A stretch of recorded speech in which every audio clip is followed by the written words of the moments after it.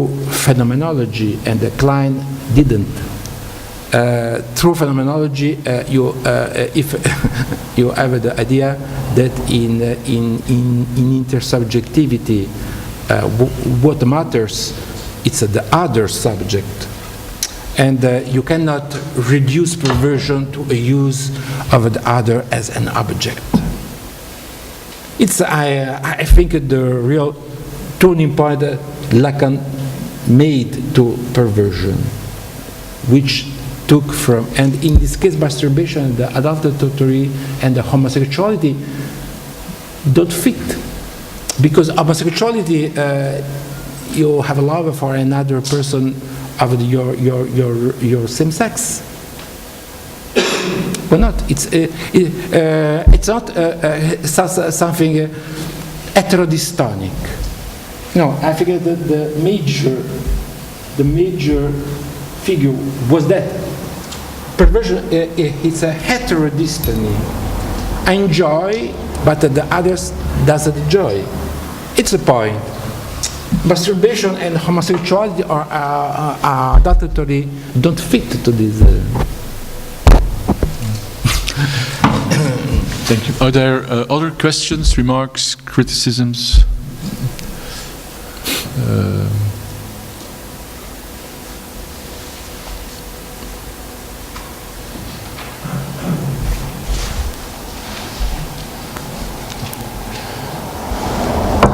Because it's, yeah, Patrick. The basic question we want to solve here is, why do we call something a perversion at a certain time? When Freud started to speak about perversion, he dealt with aspects of sexuality put with normal when they are well mixed together. Excuse me, sorry, when? Yes, it's better. When Freud started to speak about perversion, he dealt with aspects of sexuality who could be completely normal when they would be well mixed together, just as a cooking recipe. Only salt is bad, only sugar is bad, only flavor is bad, but well mixed, it's a good cake. Very tasty. That's his model. It's a good. Very well mixed. It's very tasty. Very tasty. That's his model of perversion in the beginning. And then we see a shift toward perversion as something that is not only repressed, but denied. And then the pleasures are stemming from the denial.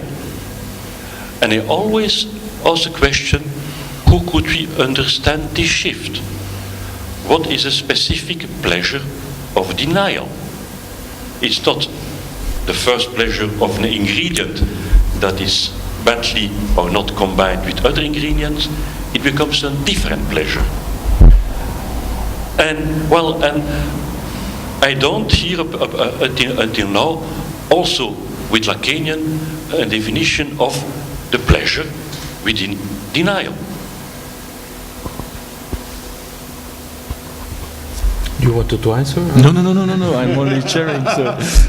If I grasp, there was maybe I didn't grasp completely, but there was a shifting in Freud's theory of perversion, of course, because the first theory was that when he talked about the child as a polymorphous perverse, his idea that perversion was simply a kind of eroticism of the desire, which is not functional to the reproduction, to the genital love. And in the sense, of course, his first idea of a perversion was that that desire, sexuality, eros, is not bound to a function of reproduction, and that in a certain way it was his first move to think that perversion was the basic state of sexuality. We start as all perverse, But with the time, later, when he dealt with fetishism and the denial, for, or the Zawowol or Verlagenung, I think there was a change. And I wonder why, because in certain way he realized more and more that even in the sexological German tradition, like Kraft Ebing, who published very important books on perversion, and the sexology of his time. What is really striking in perversion? It's not the freedom of the eroticism. His primal idea was that we are all perverse because as a child we want everything and we don't have bounds and we want but later he realized that in a certain way perversion is an over specialization. It's a kind of imprisoning sexuality. I have in treatment some perverse person, and what is their problem? Of course, they are not pure perverse because, of course, they wouldn't go to analysis if they were pure perverse. They are also neurotic, and it's why they want to be cured. And their real problem, they complain about their perversion, even if it's not a criminal perversion. It's that they don't have problems with the law, the criminal law. The problem is that I'm imprisoned in a kind of addiction. I can enjoy only basically in this way. It's just the contrary of what the first Freud thought. That perversion. It's what I think that it was the idea which was taken by a kind of romantic 68 philosophy like Deleuze, schizophrenia or the desire machines. I think a very romantic and I think also superficial way of thinking about psychosis and perversion as a freedom of the desire. As a matter of fact, the perverse is a person who complains that he's completely stuck into a trail, into a rail. And later Freud realized that he had to explain this very specialized way of enjoying, this addiction to so that why a fetishist can have a real good orgasm only with women's shoes, nothing with the freedom of the sex. You ask denial. The pleasure of denial. I don't know if there is a pleasure of denial or if the denial, according to for Freud, is the condition for pleasure. In the sense that it's very strange. But even in politics, in philosophy, in psychoanalysis, I think that every day, even me, I deny every day something, but not because I enjoy.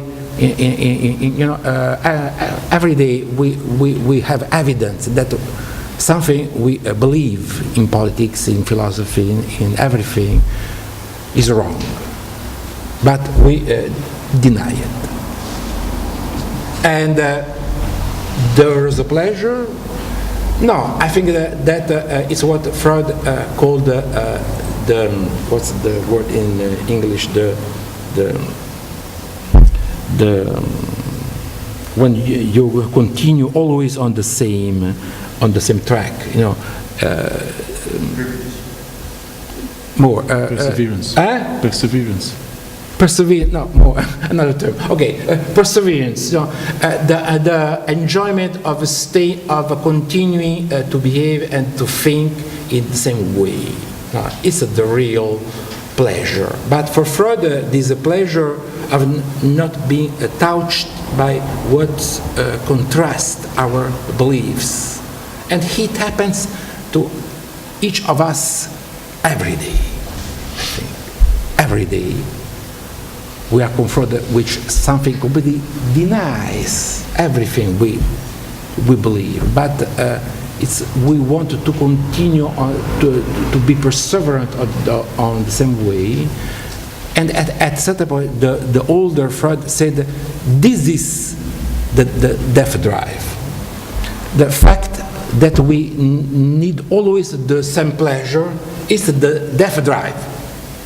Death drive is not to be against the pleasure, but the fact that we don't want to accept any real contrast. We want always to have the same pleasure, always the same.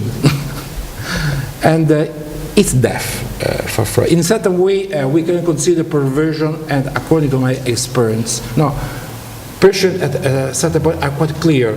No, I have to, I'm perverse, I have to get out to this addiction, to this death drive, to always get the same pleasure. I would like to have another pleasure, another possible pleasure, an unthinkable pleasure. It's eros. And I think that the challenge of any analyst who works as an analyst is this, to contrast the everyday pleasure of denial. Because we live every day in denial. I'm sorry, maybe I was a no. But too long answer. But I do have to stop you here because we are running a little bit over time. Herman has told me that we can have a break of 5 minutes, if I understood you well, and then we have just to rearrange the setting a little bit. I'm sorry. And then we continue with a panel discussion on perversion as a moral category. So thank you very much. Thank you. Okay.